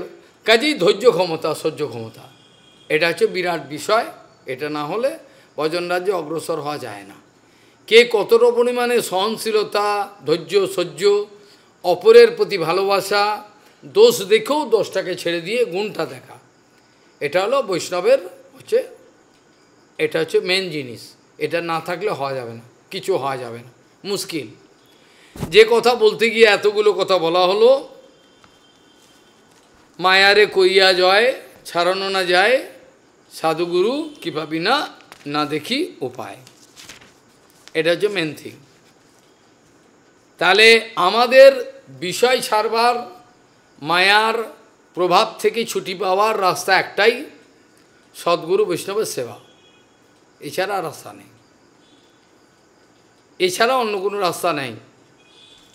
আমরা বিগত দিনগুলোতে অবধূত সন্ন্যাসীর, অবধূত চূড়ামণির যেসব আচরণ এবং কথাবার্তা শিক্ষাগুলো আমরা দেখলাম, 24 গুরুর থেকে, তারপর নিজের দেহকে একটা গুরু মনে করলেন, এগুলো সব বিগত দিনে হওয়ার পর এবার এটা গেল একাদশ স্কন্ধের 10ম অধ্যায়। যে কথাগুলো আমরা বিগত দিনে শুনেছিলাম, সেই কথাগুলো এখন অ্যাপ্লাইড ফর্মে কৃষ্ণ বলছেন যে এইগুলো যেগুলো আমরা শুনেছি অবধূত সন্ন্যাসীর থেকে, এগুলো আমাদের জীবনে প্রয়োগ কী করে করব। একটা হলো থিওরিটিক্যাল শোনা, আমরা শুনলাম থিওরিটিক্যালি, মুখস্থ করে নিলাম, আবার বক্তৃতাও দিতে পারি, এটা হলো থিওরিটিক্যাল। আর শোনবার পর নিজের জীবনে প্রয়োগ করে দেখা, সেই বিষয়টাই ভগবান শ্রীকৃষ্ণ এখানে আলোচনা করছেন। বোঝা গেল যে যেগুলো শুনেছি সেগুলো কীগুলো প্রয়োগ করব। বলতে তো ভালো লাগে, লেকচার দেওয়া আর হরিকথা দুটো এক নয়। যারা হরিকথা বলেন তাদের কত জানে, কত সাল, কতটা রক্ত ব্যয় করে বলেন, এটা যদি আপনাদের দিব্যচক্ষু থাকে তাহলে দেখতে পাবেন কতটা রক্ত জল করে তবে দুটো কথা বলেন। আর ভাষণ দেওয়া অত্যন্ত সোজা, ভাষণ দেওয়া অত্যন্ত সোজা। আচরণটা হলো মেন, আচরণ হলো মেন। আচরণশীল ব্যক্তির সামনে কেউ দাঁড়াতে পারে না। কোনো সভাতে যদি আচরণশীল ব্যক্তি থাকে, সে যদি হরিকথা নাও বলে, সে যে ওই সভাতে বসে রয়েছে তার জন্য সবার ওটা একটা এফেক্ট পড়ে। পরমে কেশব গোস্বামী মহারাজ যখন থাকতেন, সবার মধ্যে থমথম করত এসব গুরুবর্গ। প্রভুপাদ যে সবাই থাকতেন, সেই সবার যে মহিমা এটা বলে শেষ করা যায় না। যে সভাতে প্রভুপাদ নিজে থাকতেন, সেই সবার মহিমা ভগবান দেবতারা বলে শেষ করতে পারবে না, এরকমই মহিমা ছিল। তাহলে বিষয় ছাড়বার প্রিলিমিনারি ব্যাপার আমি আগেও জানিয়েছেন, যে প্রকৃতির প্রভাব থেকে বেরিয়ে যাওয়ার একটাই রাস্তা, সেটা হল গুরু বৈষ্ণব সেবা। রজস্তমস্য সত্যেন সত্যেঞ্চ উপশমেন চ এতৎ সর্বম গুরৌ ভক্তা পুরুষই অঞ্জসা জয়, এরকমভাবে জয় করতে পারবে। এছাড়া আর অন্য কোনো ভগবানের সেবা করলেও পারবে না। ভগবান সঙ্গে করবে কি? ভগবানকে দেখতে পারলে তো আগে তো গুরুদেব দেখাবে, তবে তো করবে, না হবে কি? তো এখানে ভগবান বলছেন ময়োদিতেষু অবহিতঃ স্বধর্মেষু মদাশ্রয়ঃ বর্ণাশ্রমো কুলাচারম অকামাত্মা সমাচরেত। বর্ণাশ্রমো কুলাচারম অকামাত্মা সমাচরেত। বলছেন ভগবান বলতেন আমার আশ্রিত নিষ্কাম ভক্ত, নিষ্কাম হওয়ার রাস্তা একটাই, ভগবানকে আশ্রয় করা, অর্থাৎ ভগবানকে আশ্রয় মানে গুরুচরণ আশ্রয় করা, একই কথা। সেটাই ভগবান বলছেন যে কেউ যদি নিষ্কাম হতে চায়, কামনা বাসনার কিচ্ছু নেই, যতক্ষণ কামনা বাসনার গন্ধ পর্যন্ত থাকবে হৃদয়ে, ততক্ষণ পর্যন্ত বাস্তবিক ভগবত তত্ত্ব তোমার মধ্যে স্ফুরিত হবে না। মুখস্থ করতে পারো, লেকচার দিতে পারো, হবে না। যতক্ষণ পর্যন্ত ওইটা না হবে ততক্ষণ তো হবে না। গুরুকৃপার পরে, গুরুকৃপার ফলে তো সবই সম্ভব। আশ্রয় লইয়া ভজে তারে কৃষ্ণ নাহি তাজে, আর সব মরে অকারণ। কে বলছেন? নতম ঠাকুর। আশ্রয় লইয়া ভজে, আমি আশ্রয় নিলাম না, ইচ্ছা মতো চললাম, আর আমি মনে মনে ভাবছি আমার কোনো উন্নতি হচ্ছে না, সেটা তো নিজের দোষে হচ্ছে না। আমি গুরুদেবের কথা মানলাম, প্রভুপাদের কথা মানলাম, অথচ আমার উন্নতি হয় নাকি? এটা গেঁজাগুড়ি কথা, এটা হতেই পারে না। এটা হয় কখনো?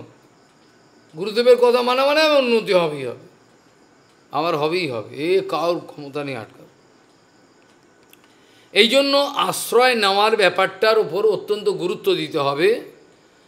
ভক্তিবিনোদ ঠাকুর বলছেন তার আর্টিকেলে, আমরা অনেকেই গুরুচরণ আশ্রয় করি, করবার লীলা করি, অভিনয় করি, অনেকেই একাদশী আদি তিথি পালন করার চেষ্টা করি, জন্মাষ্টমী পালন করার চেষ্টা করি, সাধ্যমতো আমরা হরিনামও করি, তুলসী পরিক্রমা, ধাম পরিক্রমা সবই করি, কিন্তু তথাপি আমরা একটা বিষয়ের প্রতি গুরুত্ব দিই না। খুব ভালো করে মনে রেখো, এটা ভক্তিবিনোদ ঠাকুর প্রায়ই বলতেন। আমরা এত কিছু করি, বাহাদুরি, কিন্তু একটা জিনিস প্রতি গুরুত্ব দিই না, এটা হলো কোথায় আমার ভুলটা হচ্ছে। আমি ভজনে কেন শক্তি পাচ্ছি না, আমি ভজনে কেন আগুনের মতো আনন্দ পাচ্ছি না, আনন্দ কেন পাচ্ছি না, বল পাচ্ছি না। কৃপা করো প্রভু দিয়া চিৎ বল। চিৎ বলটা কি এমনি পাবে? না প্রোটিন ভিটামিন খেয়ে বল এসে যাবে? কোনটা? প্রোটিন ভিটামিনকে বল হয়, যেগুলো লোকে ফেলে দেয়, কচুর ডাঁটাগুলো সস্তা, 8 আনা 1 টাকা, ওগুলো নিয়ে এসে করে ওগুলো খেতাম। এই খেয়েই তো সেবাগুলো, কেউ এত ভিটামিন প্রোটিন তো দেয়নি, এখন টুকটাক পাঠাতে আরাম করে যাবে এই সবে। বৃন্দাবনে কি যত টাকা ব্রজবাসী এতটুকু সবজি দেবে, নাহলে আচার দেবে আর 4টে রুটি দেবে, এটা খাও, কত ভিটামিন প্রোটিন সব পেয়ে যাবে, এর মধ্যেই সব আছে, তাই কি না? এর মধ্যেই সব আছে।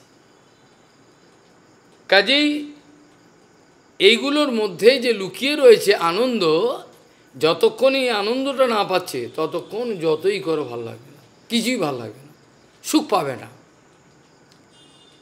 আনন্দ পাবে না।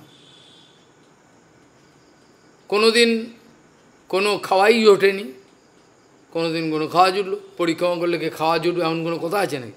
জঙ্গলে যে কোথায় খাওয়া পাবে? কোনো দিন খাওয়া পেলো, কোনো দিন ছোলা একটু চিবিয়ে হয়ে গেল। আর বৃন্দাবনে একটা মজার কথা আছে না, সেই এটা অবশ্য মায়াবাদীরাও বলে, সাধুরা বলে, কি বলে, कभी मुट्ठी चाना, कभी वो भी माना, कभी घना घना, घना মানে খুব পুরি কচুরি খেয়ে, এটা মায়াবাদীরা বলে বেশি। कभी घना घना, कभी मुट्ठी चाना, এক মুঠে চানাকে জল খেয়ে, कभी वो भी माना, वो भी জুটলো না। এই জন্য ধৈর্য করতে হয়, ধৈর্য করতে হয়, ধৈর্য না হলে হবে না, তার দ্বারা তীর্থ পর্যটন হবে না, হয় না। কাজেই এখানে বলছেন আমি ময় দিতেষু, আমি যেগুলো বলেছি, ময় দিতেষু অবহিতঃ সধর্মেষু মদাশ্রয়, যে আমার চরণটা আশ্রয় করে, মানে গুরুচরণ আশ্রয় করেছে। ভগবচরণ তার ডাইরেক্ট আশ্রয় করে ভগবান কোথায় দেখা যায়, তার মানে এটার মধ্যে লুকিয়ে রয়েছে গুরুচরণ আশ্রয় করে, সদ্গুরু। ময় দিতেষু অবহিতঃ সধর্মেষু মদাশ্রয়, যে আমার চরণ আশ্রয় করেছেন নিষ্কাম ভক্ত মদুক্ত, আমি যেগুলো স্বধর্মের কথা বলেছি, স্বধর্ম সকলের এক নয়, এর পক্ষে যেটা স্বধর্ম উত্তর পক্ষে, আর স্বধর্মের কথা বলতে গেলেই চলে আসছে বর্ণাশ্রম, এটাই বলেছেন ভগবান, বর্ণাশ্রমা কুলাচারম, হ্যাঁ, অকামাত্মা সমাচারে। ভক্ত মদুক্ত স্বধর্মে, নিজ নিজ ধর্মেতে স্বধর্মেতে অনুরাগ থাকাটা ভালো। পরধর্ম ভয়াবহ, স্বধর্মে নিধনম শ্রেয়, পরধর্ম ভয়াবহ। স্বধর্মতে টিকে থাকা এটা ভালো, কিন্তু পরধর্ম, আরে এটা কষ্ট দূর, তুমি কিছু করছো, ওই ধর্মটা ভালো, ও আমি ওই ধর্ম থেকে হবে না। গীতার 2-2.5 বছর ধরে যে ব্যাখ্যাগুলো হয়েছিল, ওগুলো শুনলে বোঝা যাবে। ভগবান বলছেন স্বধর্মে নিয়োজিত থাকা উচিত, পরধর্ম ভয়াবহ, স্বধর্মে নিধনম সেও। স্বধর্ম যদি ভালোও না হয় আমার মনে হয়, তথাপি পরধর্ম নেই, এই ধর্মেই তোমাকে লেগে থাকতে হবে। মায়াবাদীর অনেক গল্প দেখা যায় বিভিন্ন জায়গায়, সদন কসাই আদি নাম শুনেছ না? ধর্মব্যাদ, সদন কসাই, অনেক গল্প, আমি এই গল্পগুলো বলি না, কেন এরা অনেকে ভুল বুঝবে। অত দূরে যাওয়ার দরকার কি, খালি জনক মহারাজকে দেখলেই তো হয়, যে জনক মহারাজ বাইরে বিষয়ের গদিতে বসে রয়েছে, বিষয় চারিদিকে বিষয় জনক মহারাজ, কিন্তু তার কাছে বড় বড় ঋষি মুনি সবাই উপদেশ নেওয়ার জন্য আসে ব্রহ্মতত্ত্ব উপলব্ধি। তাহলে জনক মহারাজের দেখো মহিমা, যত বড় বড় আছে সব জনক মহারাজের কাছে যেতে হবে, তাহলে কত বড় জ্ঞানী সে, বাপ রে বাপ, দেখলে বোঝা যায় না, হয়তো বিষয় দেখছে, বিষয় চারিদিকে। আর আমি বড় ত্যাগী সেই যে বসে রয়েছি, আমার মতো ত্যাগী আর কেউ নেই। কি ত্যাগ করলাম? কিছুই ত্যাগ করিনি। বাইরে ত্যাগটা ত্যাগ নয়, অন্তরে ভগবানের সেবার জন্য সব বিষয়কে নিয়োজিত করার নামই যে বাস্তবিক ত্যাগ। অন্তরে সমস্ত, কেউ তোমাকে প্রণামী দিতে চাইলো, আয় লাগবো না লাগবো, আরে প্রণামী লাগবে না কেন, নাও তুমি প্রণামীটা নিয়ে দিয়ে দাও, নিয়ে তোমার তো আকর্ষণ নেই, তুমি ভক্তিময় ঠাকুরে দিয়ে দাও, বা কোনো নিতে হবে, নাহলে ওদের মঙ্গল হয় না। এই কথাটাই কিন্তু কীর্তনে বলেছে, আমারে বিষয়ী পাগল বলিয়া অঙ্গে, আমাকে লোকে বিষয়ী মনে করুক না, আমি ভালো কাপড় পরে বলছি এই বিষয়ী বলুক না, ভালো তো, আমারে বিষয়ী পাগল বলিয়া অঙ্গেতে দিবে তোলা, আমি তো চাই আমাকে বিষয় ভেবে লোক পালাক, অন্যদিকে চলে যাক, তো দরকার নেই, যারা বুঝবে তারা আছে। তাহলে আমারে বিষয়ী পাগল বলিয়া অঙ্গেতে দিবে ধুলা, কৃষ্ণ সম্বন্ধে যদি আমি লাগাতে পারি, আমি তো আর খাচ্ছি না, নিজের ভোগ বাসনায় একটা পয়সা লাগালে বন্ধন হয়ে গেল, আমি তো করিনি, আমি তো যা দিচ্ছে ঠিক আছে, ভগবান সেবা লাগাও, লাগিয়ে দাও, আমার তো ওর মধ্যে মন পড়ে নেই। আকর্ষণ থাকলে গুণে বেছে যদি আমি ব্যাংকে রাখি, তবে তো আমার তো কিছু পড়ে রয়েছে, হ্যাঁ নিয়ে যা, কত আছে নিয়ে যা। ওর গুরুদেব বলতো, হ্যাঁ এখানে 2 লাখ টাকা আছে, কে নিবি নিয়ে যা, কৌটোতে একটা, ওর গুরুদেব। এগুলো বোঝে না, গুরু বৈষ্ণব অন্তঃকরণ না বুঝে ভুল বোঝে ফেলে, এরা বুঝতে পারে না। তাই এটা বলছেন বর্ণাস, ভগবান প্রথমে বলছেন এই আরম্ভতে, পরে এবার বলবেন পরে অধিকার অনুযায়ী তিনি বলবেন, আমি একথা সেদিনকেও বলেছিলাম, বর্ণাশ্রম ধর্মের বিষয়ে কতদূর পর্যন্ত পালন করতে হবে। আমাদের বর্ণাশ্রম ধর্মটাকে আমরা কতদিন পর্যন্ত পালন, অনন্তকাল, অনন্তকাল করব। কতদূর পর্যন্ত? যতক্ষণ পর্যন্ত পরমাংশ দশায় না যাই। যতক্ষণ পর্যন্ত পরমাংশ দশায় 80 বছর হলে হয় এমন কোনো কথা নেই। সুখদেব গোস্বামী 16 বছর বয়সে পরমাংশ, হয় কি না? পরমাংশ দশায় 80 বছর হলে ঘাটে যাওয়ার আগে হবে তা নয়। ঘাটে যাওয়ার আগেও দেখে যায় পরমাংশ হতে পারলো না, তাকে এই যে বর্ণ এবং আশ্রম পালন করতে হবে, সে তো বাইরে যায়নি। যে ব্যক্তি দেহের অতীত ভূমিকায় চলে গেছেন, যে ব্যক্তি দেহের অতীত ভূমিকায় চলে গেছেন, তার আর পারিপার্শ্বিক পরিবেশ, লৌকিকতা, দেহভাবনা কোনো কিছু নয়, পরমাংশ। তার পক্ষে আর বর্ণাশ্রম ধর্ম কার্যকরী নয়। কিন্তু ভক্তিবিনোদ ঠাকুর যতদিন পূর্বাশ্রমে ছিলেন তিনি কিন্তু পরমাংশ শ্রেষ্ঠ, তিনি কিন্তু কখনোই কিন্তু উল্লঙ্ঘন করেন নাই, করে দেখিয়েছেন। প্রত্যেকটা জিনিস পালন করে দেখিয়েছেন, কর্তব্য কর্ম। তাহলে এত বড় সাধু, এত অফিসের চাপ, এত কিছু কি করে আমরা মাথা আমার চুলছি। আমি মনে করি অনেক কিছু লিখে ফেললাম, হাজার হাজার। আরে ভক্তিবিনোদ ঠাকুরের কথাটা চিন্তা করলে পাগল হয়ে যায়। তা আমি কিছুই লিখিনি। ভক্তিবিনোদ ঠাকুর কী করতেন তাহলে? এত বড় ডিস্ট্রিক্ট ম্যাজিস্ট্রেটের কাজ, চারিদিক থেকে আক্রমণ, তাদের বিচার করতে হবে, তার সঙ্গে আবার পরিবারের পরিবারের ছেলে মেয়ে। প্রথম স্ত্রী চলে গেলেন, এই বাচ্চাগুলো গিয়ে মানুষ করবে, মরে যাবে বাচ্চাগুলো, বাধ্য হয়ে করতে হলে। ভগবতী মা এলেন।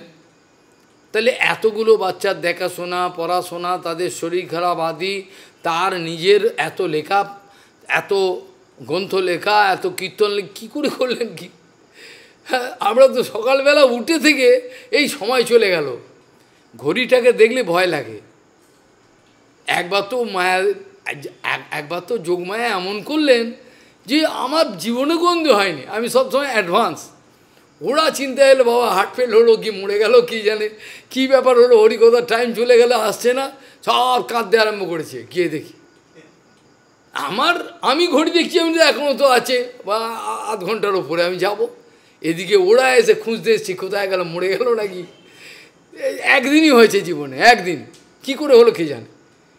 আমার কোনোদিন ঘড়ি দেখা ভুল হয় না। যতবার দেখছি ততক্ষণ 1 ঘন্টা পেছনে দেখছি, অথচ 1 ঘন্টা আগে আছে। এটা ভগবানের যোগমায়া করেছেন। এটা কাজেই বর্ণাশ্রম এবং কুলাচার, কিছু কিছু কুলেতে, যেমন তোমাদের কুলেতে একটা কুলাচার আছে, এটা তো কাউর তো আপনাদের কুলেতে একটা কুলাচার আছে, কুলের আচার, পূর্ব আপনাদের পুরুষরা এটা করে গেছে, এটা করলে ভালো কুলে আছে। ভগবান বলছেন, যেটা অর্জুন ভগবানকে বলছেন না, এই যে এত লোক মারা যাবে, মারা গেলে কত লোক বিধবা হবে মহিলাগুলো, সেই মহিলাগুলো আর স্বামীকে পাবে না, আর তো বিয়ে করবে না, তারপর যদি ব্যভিচার শুরু করে কত তাহলে বর্ণসঙ্গ সৃষ্টি হবে। হায় হায় হায় হায়, অর্জুন বলছেন কৃষ্ণকে বর্ণসংকর হবে। তাহলে এইখানে বর্ণাশ্রম, কুলাচার, এগুলো সমস্ত সমাচরেত, চরেত মানে বিধিলিঙ্গ, করতেই হবে। গুরুমায় বলতেন বিধিলিঙ্গ মানে করতেই হবে, এটা ছেড়ে দিলে হবে না। না অন্যথায় গুরুমায় বলতেন বৃদ্ধ বয়সে, হাসতে হবে, করতেই হবে, নাহলে হবে না। কাজেই ময়োদিতেষু অবহিতঃ স্বধর্মেষু মদাশ্রয়ঃ বর্ণাশ্রম কুলাচারম অকামাত্মা সমাচরেত। এই আচরণগুলো বর্ণাশ্রম ধর্মে ধীরে ধীরে পালন করতে থাকবে, কোনো রকম যেন অন্যথা না হয়, করতেই হবে, সমাচরেত করবেন।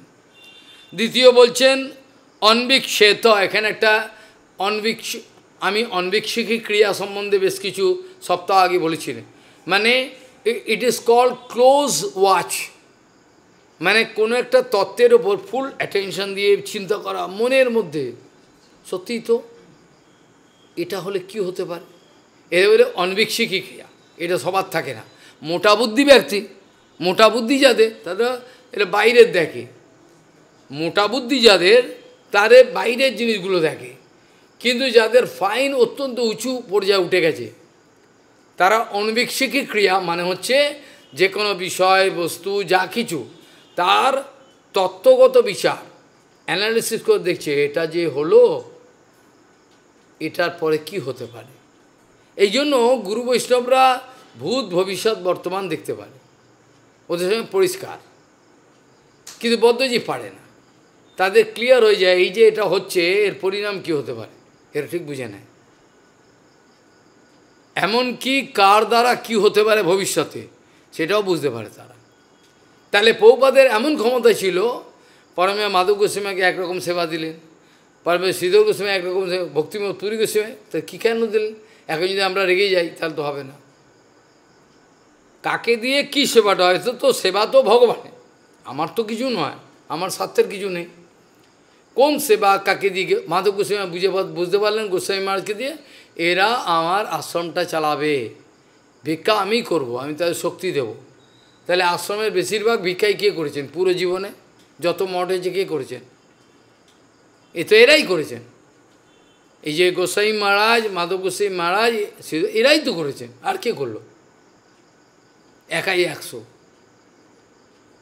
বিশ্বাসটা ভগবানের গুরু বৈষ্ণবে থাকা দরকার, নালে শান্তি পাওয়া যাবে না, খালি জ্বলবে হৃদয়টা।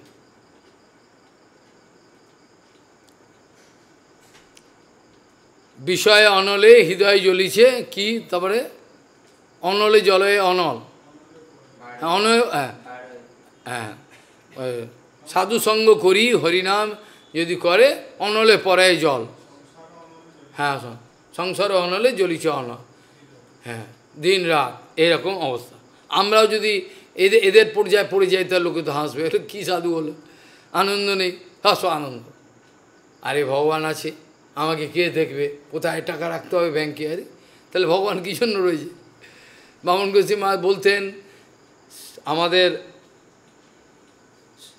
হয়গ্রীব ব্রহ্মে আমাদের মাধব গোস্বামী মহারাজ তার পত্রিকা আমি ছাপিয়ে দিয়েছিলাম, এই যে তীর্থ মানে যে কোনো এক বাস্তব তীর্থের সন্ধান পেছনে আছে, যে দেখো মাধব গোস্বামী বলছে আমরা ভজন না করতে, মাধব গোস্বামী বলছে পত্রেতে একজন ব্রহ্মচারী সন্ন্যাসী, দেখো আমরা ভজন না করতেই ভগবান কত কিছু আমাদের দিচ্ছে।